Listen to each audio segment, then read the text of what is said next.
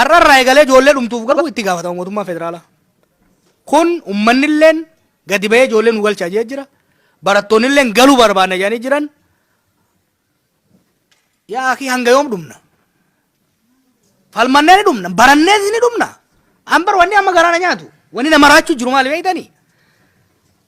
Angaafa qabsoora turre san Oromoo miliyoona 50 keessa miliyoona 49 ibiddan naqi biyya san bilisa baasuu doonaan jedhanii irraam watakka irraaf duuban deebi'uun ture. We were dying for cause. Causeidhaaf dhumuu turre jechuudha. Sababa qabna turre jechuudha. Sababa malee arra wanni duunuuf tokko illee hin jiru jechuudha. Barachuudhaa dhaqee namni wanni galuuf, wanni ajjeefamuuf, wanni tumamuuf, wanni falatamuuf hin jiru. Kanaaf mootummaan ijoollee tana nageenya isaanii eegsisuu hin dandeenye bakka. Warra tikaa naannoo sanii, makalaakaa naannoo sanii hedduu dubbifnee jirra. Kanaaf mootummaan ijoollee qeetti galchee yuunivarsiitii qeetiitti ramaduu danda'uudha qaba. Haalli naannoo san keessa jiru dhagaya. Haalli naannoo Amaaraa keessa jiru ijoollee Oromootiif abdii kan kennu miti. Kan waan ijoollee ayyoo fa'aa wanni kijibnuuf hin jiru. An ijoolleen ho'ilaati obboleeyyanti achi baratu hin jirtu. Jaruu miskiinni Oromoo achi baratu jiru itti kijibuu hin qabnu jechuudha. Mirkaneessuu hin dandeenye mootummaa federaalaa. Kanaaf ijoolleen haa galtuudha wanni ani gorsu jiru. Wanni an gaafadhus kana galchuu qaba mootummaan. Biyya keenya keessatti sabni biraa dorgomuu ni qaba. Ni qaba. Nu bar biyya teenya keessatti hin filaminaa hin jenne. Biyya teenya keessatti gubbaa shuumamtanii gooftaa nuti hin ta'inaa. Biyya teenya keessa qotattanii carraaqqatanii hin jiraatinaa hin jenne nu. Biyya teenya keessatti dachii nurraa saamtanii isin abbaa qabeenyaa nuti ashkara ciisanyaa ta'uun barbaannu akkasuma jettanii mi manguddoo. Namni fedhe saba fedhe yoo chaayinallee ta'e lammummaa argannaan yoo baaleet dorgome harargeet dorgomee namni harargee naa ta'a namichi kun ni carraaqqata amanamaadha rabbi sodaate jee filate filamuun mirga isaati. Saba fedhe yoo ta'e. Fira eega uummanni naa ta'a jee wanni nuti hin fudhanne. Wanni nuti hin fudhanne. Oromoo qaqqabanii qawweedhaan nama biraa nurra shuumu lammii biraa dhiisiiti jallaa keenya nurra shuumu amma booda abaddan hin fudhannu. Jallaan keenyas hin ta'u jechuudha. Amma booda Oromiyaa ka bulchu ka uummata Oromootu ergamu malee ka Aramaa lagaadhaaf ergamu abadan hin ta'u jechuudha. Oromoo qofa ergata mootummaa. Bulchaa aanaas, bulchaa gandaas, bulchaa Oromiyaas bakka bu'aa federaalaas amma booda ka funyaan qabee ergatu uummata Oromoo qabsaa'ee jijjiirama kana fide malee wayyaaree takkaahuu warra naxanyaa ta'uu hin danda'u jechuudha. Uummata keenya qofa. Uummanni keenya naa ta'a jee yoo filate jaldeessinis biyyaa oolchu. Rakkoon hin jiru. Uummanni keenya naan ta'u jennaan nugusni illee biyya bulchuu hin danda'u. Kanuma wanni jala muramuu qaba. Miidiyaan asii akkan deemne dura dhugaadhaa harribnee turre amma deebifnee bannee jirra. Waan manaatis odeeffannoo qorachaa jirra waan irra geenya ni beeksifna. Wanni waadaa isinii gallu dubbiin jajjabdu achittis. Guddaan nutti dulu jiran. Mootummaa qabatanii nutti dula jiran. Dula hamaan nurra godhu jiranii jechuudha. Nu waadaa dur goonee jira. Abbaa fedhee xiixa malee OMN qilleensarraa sa'aat akka daamsuu hin danda'an. Isaan dhiisii wayyaa hin dandeenye. Umaa yaaddayina boolla hedduu qotannee jirraan kan tuutaa sanitti. Beekaawwan waan takka umaa abbaa fedhee waan fedha fide malee hanga doolarri keessan jiruu fi gargaarsi rabbii ta'ee fi ciminni gaazexeenyaa teenyaa jiru OMN bookkisuu itti fufaa jechuudha. Kijiba isaanii itti kutu dhugaa Oromoo ol baasee agarsiisu itti fufaa jechuudha. Kun umaa wanni si sodaachisu hin jiru. Asittis humna gaariidhaan humna guutuudhaan. Usmaan tokko dalagaa eegale jennaan galee fuudhe malee silaammaa akka gaariitti ittiin deema. Innis gaafa baranoo fidanii deebi'aa ijoolleen biraatiin ni jirti. Amurullaanis kan biraanis ni jira jechuudha. Falaasamni eedamuu eessa geeyyatte? Ani hin beeku akki gootu. San akki goonu amma. Waan eedamuu waan amma deeman kanarratti waan rabbi nu beeksise. Waan baranne. Waan obboleeyyan keenya saniif ni ta'a jennu itti himne waan hin taanes gorsine. Amma faayila san cufnee jirra. Itti himan malee wayitiidhani. Itti himan malee wayitiidhani. Nuu taajaniimi. Afuratan. Isinii taajanii gaafa isinif fidan. Harki olii fi gadi abbaan teessanii jechuudha. Akkasii ni jaran. Tanuma bar. Barreessine keessaan itti himne. Itti waywaanne itti asaasne itti wajne kana achi garuu san bira kunne nu faayila san cufne amma. Isaanis garasitti nulleen ideoloojiin Oromoodhaa sabboonummaa Oromooti. Falaasamni Oromoota gadaati. Humni keenya tokkummaa teenya jechuudha. Kana waan har'aa haaratti baafnu miti amma 50 irra qabsaa turre jechuudha. If it is not broken, don't fix it. Sabboonummaan Oromoo hin cabne wanni qoybinuuf hin jiru. Beekumsa falaasama finna gadaa nagaa jedhamu qabna. Ka addunyaa meeqaaf dabarsuu dandeenya. Wanni Oromoo jala fe'inuuf illee hin jiru jechuudha. Kanaaf amma san keessa mataa wal buruqsuun maal hin barbaachisu. San asuma cufnee deemna. Gabaa irratti ogaa dhufte abbaa shamatata jechuudha. Ta dhimma dirree dhawaa achii kaafte. Dirreen dhawaa fanjii mallasaan awwaalee deeme keessaa takka. Takka dirree dhawaa takka Hararii takka Finfinnee bakka adda addaa jirti jechuudha. Mooyyalee. Wayiif godhe. Nuufi uummata biraa walitti naquudhaaf godhe. Fanjii tana akka nutti hin dhoonetti suuta marfeedhaan baasuu barbaachisa. Sini galaami. Waggaa tokkommaan Somaaliif Oromoo waliin naqaa turan. Itti marxifanneeti manguddoo Somaaleetii fi Oromoo wajjin hayyoota wajjin dhayinee Somaaliif Oromoo wal loluu diddee jechuudha. Numa diddee. Numa diddee yeroo hedduu waan hin dubbatu tokko beektaniimi. Bikka citaan goggogaan hin jirretti kibriin lafa bu'ee ibiddan qabu ni qaba. Dhayineetti kibriita kanatti dhiibneetuma citaa kana bishaan jala na'inee jechuudha. Kanaaf Somaaliif Oromoo finne ammammoo gara kaaniin nutti kaasuu jiran. Humna gurmaa'ee kana godhu jira. Wannan sai waywaad. Warri yaa'ii kanaa godhu xiqqa. Miskiina hedduu jira dirree dhawaa keessa. Sabni Amaaraa, ka Somaalee, ka Hararii, ka Oromoo hedduu jira. Jibba saba tokko irratti kakaasuun gaarii miti. Akkaaf akka malee nu dhufanii nu deessii teenyarra jiran, nu wajjin jiran. Carraa akka ta'e hedduun isaa miskiinuma akka keenyaati maatiin ciratee buluu midhana. Kanaaf egaa iyyaala bitamaa gara kamiyyuu uummata walitti naqummoo keessaa adda baasanii fottoisuu barbaachisa. Rakkoon dirree dhawaa ta'e isin jettan tanaa misilitti hima. Dirree dhawaa galii amatatti gara biliyoona 9 galchiti yoo dogongoruu baate 9 biliyoon. Mootummaa federaalaa jaan seeraan hin jiru bar. Dirree dhawaan heera mootummaa federaalaa keessatti hin beekamtu. Garuu ta federaalaa godhan biliyoona 9 kana keessaa biliyoona 8 warri wayyaanii maqaa federaalaatiin fudhataa ture jechuudha. Biliyoona takkitti adda isaan irratti Somaaliif Oromoo wal nyaachuu turan. Takkitti irratti. So wanni godhamuu qabu qabeenya achi keessaa bahu galiin warshaa adda addaa irraa gahu dirree dhawaadhaaf akka hafu. Lammaffaa afaan hojiidhaa afaan sabaa achi keessa jiraachuu akka godhamu. Filannoon bilisaa akka godhamu. Diinagdeen akka guddatu. Nama wal nyaachisaati fi magaalaa nyaatu jiranii jechuudha. Kanaaf ijoolleen dirree dhawaa waan gurguddoo laalamuu qabu jira jechuudha. Dhimma heera mootummaa irratti dhimma heera mootummaa magaalattiitii fi heera mootummaa federaalaa irratti wanti ilaalamuu qabu ni jira. Humnoota saatanaa ofii maaliin deemtu tun hundi takkuma. Ta naannoo Amaaraa jeeqaa jirtus, ta Finfinnee jeeqtus, Adaamaa jeeqtus, Dirree Dhawaas jeeqtus murna takka. Tan ammoo ijoollee teenya nurra baase isinitti hima. From day one osoo fuula kennuufii baatanii dabranii irra Adaamaa keessa Dirree Dhawaa keessa waan akkanaan godhan. San mala barbaachisa. Baaqaa callaa adda baasaa. Nama summii facaasu adda baasaa. Gara keenyas jiraachuu danda'a ergamaan. Waddaa Dirree Dhawaan rakkoon guddaan poolisa.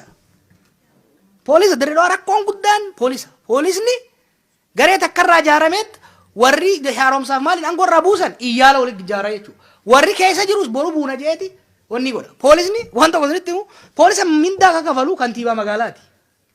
Garuu bishaan jige tokko kaas jechuun hin danda'u. Maal jechuudha? Meerri Minneapolis, poolisa Minneapolis ajajuu hin dandeenye maal bu'aan isaa? Kanaas jijjiiruu barbaachisa jechuudha.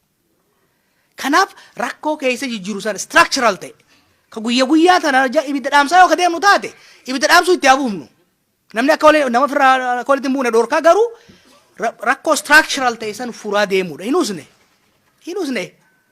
Eegaan asiin gale hangaan dubbii Oromoo fi Somaalee irra dalage waan takka irratti hin dalagine. Hedduu itti milkooyine gargaarsa rabbiitiif taman guddootiin. Dirree Dhawaa keessatti rakkoo sila uumamuu danda'u hedduu furree jechuudha. Amma taaree dhufte tanaas ni furra. Bifa adda addaatiin ni furra. Garuu waan sabarra akka kaasu. Bar waan ifee gachaa yoon deemne saba biraa fakkaatee kan arrabsu dhaggeeffannee saba biraa irratti yoo kadeemtu taate namni wal fixa. San of eeggannaan deemuu barbaachisa. San irratti dalayna. Dirree dhawaa an akka kiyyatti poolisa achiisusan hunda haxaanii baasuudha. Haxaanii baasanii taaddisoo galchuudha. Harar dalage immoo isinitti hima. Harar poolisni akkaan rabbasheet qeerroo jee iyyaal olii gamaa gamanaan jaaree nama cinqee waliif fuudhaniiti Adaamaa kanaan si'amaa salxanya galchan. Makalaakaa federaalii ni qabate. Qulqullaa'ee akka keessaa ari'amu ari'amee kun toobatee galee jechuudha. Harar nagaa qabdi har'a. Harar nagaa qabdi. Dirree dhawaallee akkas godhuu barbaachisa. Warri silaa nagaa eeysisu hattuu taanaan saamtuu taanaan nageenyi hin jiraatu jechuudha. Kanaaf dirree dhawaa qaama mootummaatii jeequ jira kana nama qofaa miti. Qaama mootummaatii jeequ jira jechuudha. Kana bifa saniin irraa aanuu barbaachisa. Manguddummaa sitti ergatan. Ani ilma malee intalaas hin qabu nama manguddummaa natti ergatan agarre. Yoo aadaan garagaltee ilma fuudhuudhaaf dhufanis galunda biraati. Oromoon kiyyaas amma gana fuudhuudhaaf hin dhiyaanne pirezidentummaanis ministirummaan manguddummaan kennamtu amma booda haraam Itoophiyaatti. Uummanni filachuu qaba. Dhageessanii pirezidentummaanis ministeerummaanis xaqilaa ministirii whatever namni uummanni filatiin ol hin bahin ol bahin nama gaffin caana. Dhageessanii filannoo qofaan filannoo uummataa qofaan kan ta'uu qabu. Manguddummaa akkasii olola oofan olola maqaa nama balleessuudhaa oofani malee na biraas wanni dhufee hin jiru wanni manguddummaan deemamuus hin jiru. Kaabdu Jaliil gaafate filannoon bakka caasaan mootummaa kan nageenyaa kan adda addaa kun harka mootummaa jirutti filannoon ifaa bilisaanii ta'a. Namni guyyaa bofa arge halkan teeba sodaata. Akkasimi Kaabdu Jaliilis saniif dubbata. Nulleen shakkii qabna jechuudha. Garuu itti seennaa jedhanii jiran. Eega itti seenna dubbii bahan dhoorganii gala dhoorgan. Itti qophoofna itti haa qophaa'anii jechuudha. Akka duritti akka mallasaan barsiisetti korojoo ceha yoo jee korojoo keessaa harka akka hin baane immoo itti qophoofna jechuusanis. Waan biraa immoo waan tokko ni yaadina. Biyya san keessa waa hedduu jijjiiramaa dhufu jira. Gateettiin uummata biyya sanii amma booda abbaa irree hin hayyamtu. Qalbiin uummata sanii amma booda hanna korojoo hin hayyamtu. Humni mootummaatis hatuus hin dandeessu hatteetis bahuu hin dandeessu. Ani wanni obboleeyyan keenyattis kabiraattis dhaamu. Biyya san keessatti amma booda filannoon hanamnaan biitii sun wassalaam dhumatteef namni kana beekuu danda'u qaba. Ni dhumattiif it will expire. This election will be either a renaissance of the country or an expiration. Baay'ee rakkoo uumuu danda'a jechuudha. State fragility guddaa polarizationiin guddaan bakka jirutti filannoo eeganii goona jehanii filannoon sun ifaa bilisa akka ta'u godhu kana gochuudhaaf immoo wal hubannaa waliigaltee instituushinii adda addaa irra deemuun barbaachisaa. Shakkiin si biraa ana biraas ni jirti itti qophaa'aa deemuudha. Tirendiin ati jette ni jirti. Tirendiin ati jette ta Itoophiyaa dullattii deebisanii jaaru ifatti ija babaaftee deemuu jirti jechuudha. Itoophiyaa mallasaa miti ta mangistulleetii miti ta Haayila Sillaasee miti ta Minilik deebisuudhaaf wanni hawwatamu akka jiru ifa. Garuu too little too late. Amma boodatti Oromiyaa irratti naannoo Somaalee irratti Walaayitaa irratti Sidaamaa irratti Itoophiyaa afaan takka ija takkaaf gurra takkaa san deebifnaan maraachuu qofa jechuudha. It is impossible. Oromiyaa keessatti gabaan Oromoo fi Oromummaa qofa bitatti namni tabiraatiin deemu qalqalloo geeffatee baadhatee nama galu ta'a. Kana beekuu danda'uu qaba. An akka nama tokkotti qabsaa'ota kaan wajjin ta'uudhaan nama injifannoo uummanni Oromoo waggaa 50 dhiigaaf lafee isaa kanaan fidee uf duuba deebisuu barbaadu. Ka Oromiyaa diiguu barbaadu. Ka Oromummaa diiguu barbaadu. Ka seenaa teenya xureessee ka Ormaa nurra tuuluu barbaadu ni irratti qabsooyna dura dhaabanna ni wareegamna malee hin hayyamnu kana. Kana immoo Oromoo miliyoona 50 bahaadhiyaa kaabaa kibba guyyuu mirkaneessaa jiranii jechuudha. Filannoodhaan yoo dhufan isaanis yaada isaanii adeemsisan nuyi yaada keenya adeemsisan uummanni Oromoo Oromiyaa har'aatii fi Itoophiyaa boruuf barbaadamoo Itoophiyaa dullattii barbaadaa murteessu. Yoo isin Itoophiyaa dullattii barbaadda jettan ni fudhanneeti harka kenninaa jechuudha. Humnaan garuu Itoophiyaan dullattiin dhaloota haaraa Oromooti irratti, dhaloota haaraa Somaaleeti irratti, dhaloota haaraa Sidaamaaf Walaayitaati irratti abadan deebitee hin ijaaramtu. Biitii sun akka itti fuftu yoo ka barbaadamu taate, biitii sun akka itti fuftu yoo ka barbaadu taate, mirgi hiree murteeffannaa uummataa kabajamuu qaba jechuudha. Kana jechuun uummanni qe'ee ofii irratti abbaa ta'ee shuumii nama biraatiin osoo hin ta'in abbaa ta'ee nama ifii filateen aangoo guutuu full autonomy qabaatee if bulchuu danda'uu qaba. Somaaleen akka Somaaleetti, Affaar akka Affaaritti. Sadarkaa federaalitti akka baay'ina isaatii fi gumaata diinagdee isaatiin qooda isaan malu argatuu danda'uu qaba jechuudha. Self rule and shared rule. That is the only game in town. Bakka. Kana achitti wanni biraa abadan abbaa fedhetu hawwa malee abbaa fedhe barbaada malee dachi irratti jiraachuu hin dandeessu. Wannin filannoo keessa seenuuf takka taana. Wannin filannoo keessa seenuuf siyaasaan sabaa biyya diide siyaasa no. Cunqursaa sabaatiitu biyya laaffise.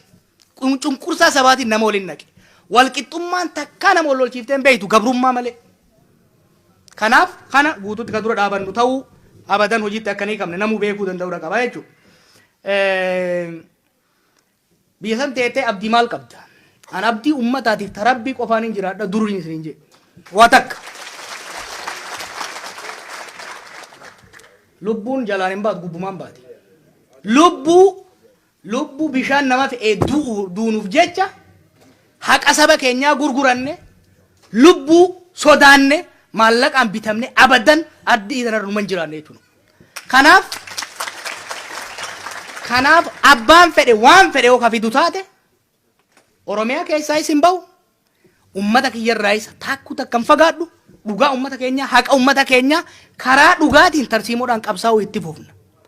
Mootummaa isin abdannu nama biraa tokko abdannu isin ummata keenyaa fi rabbii nu kalaqe qofa abdanna jechuudha. Kana immoo hojiidhaan mirkaneessinee jira. Kana hojiidhaan mirkanaa'ee jira jechuudha.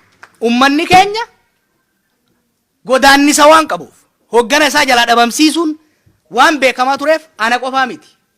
Abbaan fedhe waan tokko yoo biyya san balatti buusuu barbaade malee hoggana Oromoo tokkotti hin bu'a jennaan balaa guddaadhaaf buusuu ta'a.